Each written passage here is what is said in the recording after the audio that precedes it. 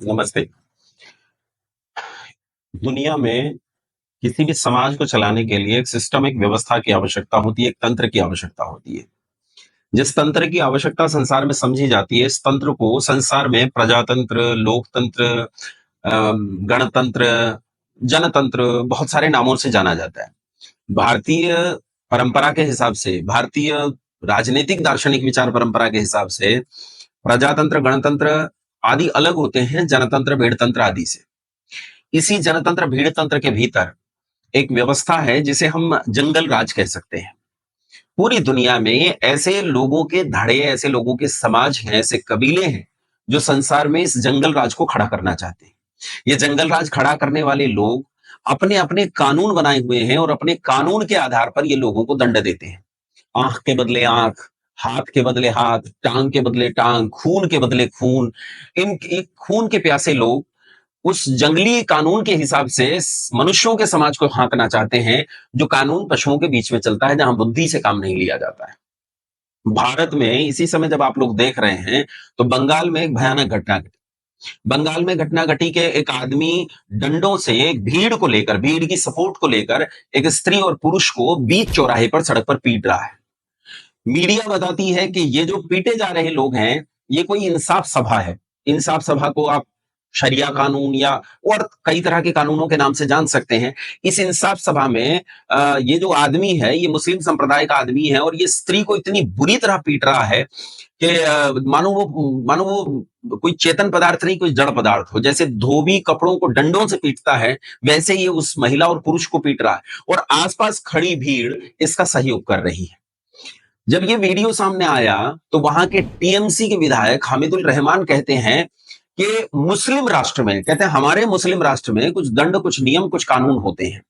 तो जो आदमी गलती करता है उसे नियम, दंड और कानून बताया के अनुसार दंड दिया जाता है। और ये कहते हैं वो महिला एक दुष्ट जानवर थी, ये शब्द है इनके। वो कहते हैं ये महिला एक दुष्ट जानवर थी, ये असामाजिक तत्व था, इसलिए इसके साथ जो हुआ, वो कहते हैं ये है तो निंदनीय है, लेकिन स्त्री खराब थी। यानी वो एक तरह से उस अपराध का पक्ष ले रहा है, उस अपराध को पानी दे रहा है। क्या अतिशयोक्ति हो सकती है कि वो आदमी परोक्ष रूप से इसी के द्वारा पालित पोषित व्यक्ति हो, इसकी विचारधारा के द्वारा पालित पोषित व्यक्ति हो। और एक प्रश्न और उठता है, मणिपुर में एक स्त्री के साथ बहुत बुरी घटना घटी और पूरे देश ने उसकी निंदा की। किसी पार्टी ने, किसी नेता ने, किसी सामाजिक कार्यकर्ता ने उस पर चुप्पी नहीं साधी, खुलकर सामने आकर उसकी निंदा की। तब ये अपने आप को वामपंथी कहने वाले, ये लाल कबूतर, नीले कबूतर और ये जितनी तरह के वामपंथी धड़े हैं, यहां तक के मुस्लिम पक्ष की वकालत करने वाले लोग उस मणिपुर हिंसा पर अपने कपड़े निकालकर नंगे होकर चौराहों पर नाचे थे। आज कहां है? कहां गए वो फेमिनिस्ट? कहां है ये मुस्लिम पक्षकार? कहां है ये वामपंथी? कहां है जो इस तरह एक स्त्री को पीटे जाने पर अपने घरों में चुप बैठे हैं? और एक विधायक हमें यहां मुस्लिम राष्ट्र का पाठ पढ़ा रहा है। मैं उन लोगों से कहना चाहता हूं, पिछले दिनों जिन लोगों ने नोटा दबाया या जो लोग घरों से ही नहीं निकले वोट डालने के लिए, क्या तुम ये चाहते हो कि तुम्हारी बेटियों के साथ ये व्यवहार हो? क्या तुम यही शरिया कानून चाहते हो? क्या तुम यही अदालतें चाहते हो जहां तुम्हारे बच्चों को घरों से निकालकर टुकड़े टुकड़े करके मार दिया जाए? अरे ये एक छोटी सी घटना है, कुछ नहीं है, नमूना है। तुमने इसका पूरा विस्तृत स्वरूप नहीं देखा।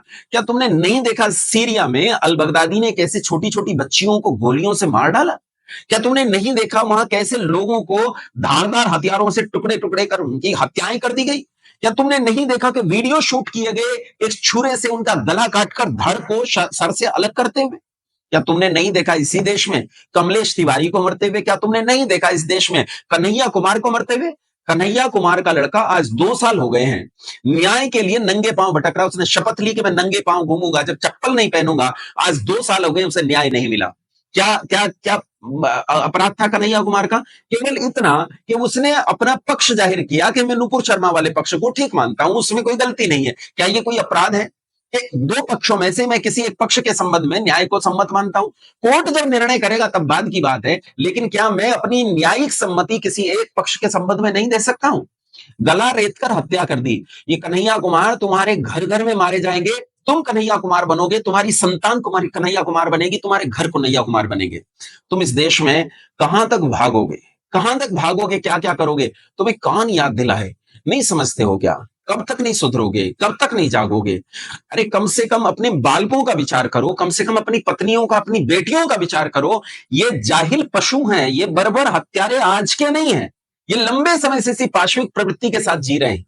इसलिए मित्रों, बस इतना ही आग्रह कर सकता हूं, इतना इतना निवेदन कर सकता हूं कि इनके खिलाफ आवाज बुलंद करो, इनके खिलाफ खड़े हो।